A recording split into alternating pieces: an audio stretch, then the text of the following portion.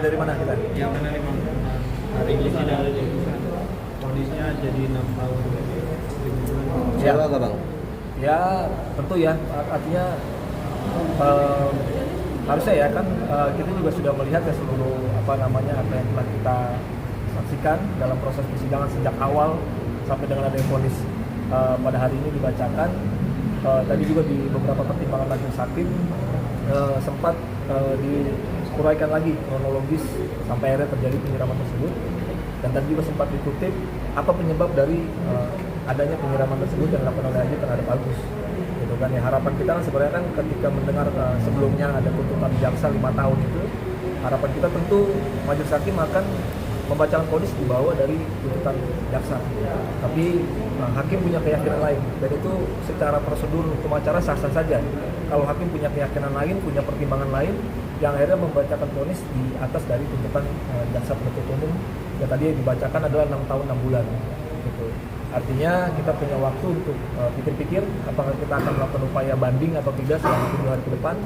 Tadi juga saya sempat menyampaikan kepada Zaldi, pada Adji secara virtual langsung. Ya nanti mungkin saya akan berkomunikasi secara intensif dengan Adji setelah ini dan juga kepada keluarganya untuk menyikapi hasil pembacaan putusan pada hari ini. Gitu teman-teman.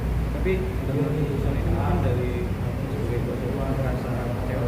Iya, kita merasa kecewa tentu ya, karena memang kita melihat sebenarnya dalam faktor perencanaannya terutama itu ya, karena kita melihat perencanaan tersebut ya memang ya akhirnya kan jaksa juga punya keyakinan dan hakim punya keyakinan dengan versi dan fakta dan pendapatnya, tapi kita juga melihat bahwa perencanaan itu ya memang tidak sepenuhnya dilakukan oleh Adji saat menyiram Agus, karena kepemilikan dari air keras tersebut sudah dimiliki dari bulan Juli sebelumnya, jauh sebelum Adji kenal oleh Agus gitu. Karena memang akhirnya air keras itu digunakan untuk melakukan penyiraman, dan itu pun ada sebab gitu, ada sebab yang saya sudah sampaikan dan juga dalam pledoi juga setelah kita juga bacakan bahwa sebab akibat dari apa yang dilakukan oleh Adji terhadap Agus itu ya memang karena ada intimidasi verbal sebelumnya yang dilakukan oleh Agus.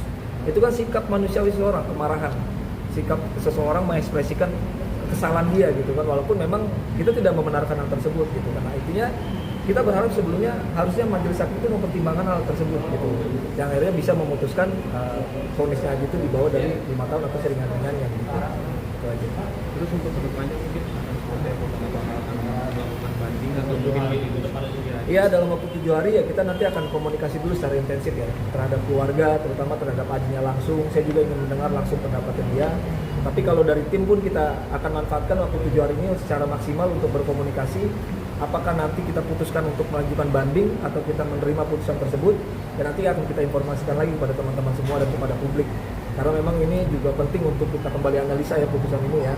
Dan kita juga berharap nanti ke depan pun kalaupun kita akan melakukan proses banding gitu kan ya, kita juga akan berharap bahwa putusan itu bisa dikurangi gitu, dan kita bisa mendapatkan putusan pengadilan di tingkat banding lebih ringan daripada yang telah diputuskan di tingkat pertama yang saat ini telah dibacakan 6 tahun 6 bulan.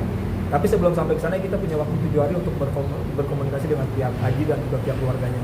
Seperti itu. Bang, berarti tadi yang memberatkan dari putusan majelis hakim adanya ini ya perencanaan ya? Ya karena gini, tadi kan kalau kita lihat pertimbangannya hakim itu ada beberapa faktor yang tadi disampaikan oleh hakim yang berkaitan dengan perencanaan yang sesuai di mana itu pasal 353 ayat 2. Nah di situ perencanaannya terpenuhi. Nah itu juga yang kita mau coba dalamin lagi kenapa pasal itu bisa terpenuhi, dan kita sebagai penasihat hukum ini menganalisa juga apa yang menjadi yang masuk ke perencanaannya itu seperti apa, padahal yang kita ketahui ada sebab akibat yang mana si Adji di sini ada salah satu perbuatan dari Agus yang tidak sesuai dengan apa yang dia lakukan gitu. Nah makanya kita coba nanti lihat, dan kita sekali lagi sebagai tim kuasa hukum juga menghormati putusan pengadilan. Nah, tapi kita mempunyai upaya-upaya yang bisa diberikan oleh hukum, kita mempunyai hak hukum nanti kita mau upaya banding atau dalam waktu 7 hari ini. Mungkin seperti itu. Ya tadi juga saya tambahkan ya, ada juga hal yang memberatkan kan akhirnya berkaitan dengan proses perdamaian, tidak ada perdamaian antara pihak keluarga Adji dengan pihak Agus. Nah juga saya menyampaikan lagi, intinya sudah ada proses upaya komunikasi itu saya bisa buktikan seluruhnya. Komunikasi saya dengan pengacaranya Agus pada saat itu sebelum ada Bang Farhat Abbas, saya sudah berkomunikasi untuk melakukan proses dialog gitu kan setelah terjadinya proses penyiraman tersebut. Nah proses-proses itu kan juga kita sampaikan dalam pembelaan gitu. Nah artinya upaya-upaya itu ketika perdamaian tidak jadi kan tidak bisa disalahkan juga di pihak kita sepenuhnya kan, karena memang yang saya dapatkan pada saat itu ketika proses komunikasi ini berjalan dengan pihak kuasa hukumnya Agus, ya memang dari pihak sananya yang tidak tidak memiliki kepastian mau seperti apa gitu kan, bentuk perdamaian apa yang harus mereka minta dan harus kita lakukan. Itu kan komunikasi itu yang tidak berjalan sejak awal sampai akhirnya masuk dalam proses pengadilan. Makanya setelah proses itu tidak berjalan, saya sebagai tim kuasa hukumnya aja pada saat itu memilih pada ya udah kita fokus pada proses hukum acara, kita fokus pada proses persidangan. Tapi salah satu pertimbangan hakim yang memberatkan tadi adalah tidak adanya perdamaian. Saya sekali lagi menegaskan di sini kita sudah melakukan upaya itu. Berkali-kali kita sudah melakukan upaya itu melalui komunikasi by phone maupun chat WhatsApp terhadap kuasa hukumnya Agus pada saat itu. Begitu. Tapi tadi respon dari Aji sendiri setelah itu gimana? Tadi kan melakukan video call gitu, gimana ya? Iya, Aji kecewa ya. Ya intinya karena kan siapa sih yang tidak berharap terpenuhi rasa keadilan? Karena rasa keadilan itu kan sebenarnya kan sangat abstrak dan subjektif kan. Tapi juga harus didukung dengan, apalagi ada masyarakat yang begitu mendukung juga kan Aji. Dalam arti bukan mendukung perbuatan, yang saya percaya masyarakat sangat cerdas sekali saat ini. Dia tidak mendukung perbuatan, tapi dia mendukung bahwa ini kan seperti ada gap antara atasan dalam dunia kerja dengan orang yang masih training gitu.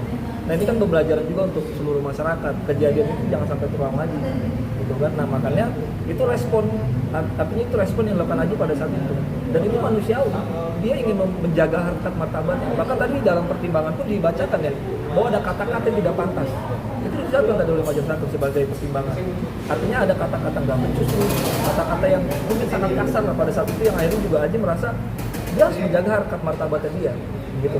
Nah sisi itu kan juga harusnya menjadi sudut pandang majelis hakim untuk melihat gitu kan bahwa proses atau terjadinya penyiraman tersebut itu ada faktor, ada runtutannya, ada ada backgroundnya, ada apa sih yang mengakibatkan Aji melakukan itu. Bukan serta merta orang kriminal yang di pinggir jalan punya rekreasi silam saja. Kalau itu mungkin bisa dianggap atau dijatuhkan untuk mendapatkan vonis yang seberat-beratnya karena memang tidak ada sebab akibat. Kalau ini kan semua ada rangkaiannya gitu.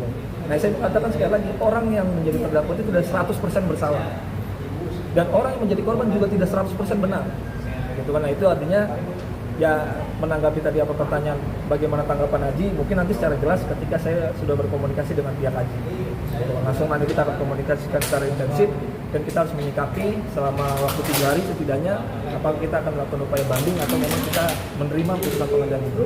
Tapi sekali lagi saya menghargai putusan hakim dan pengadilan negeri Jakarta Barat. Artinya selama proses persidangan pun kita mendapatkan semua hukum acara sesuai dengan prosedur.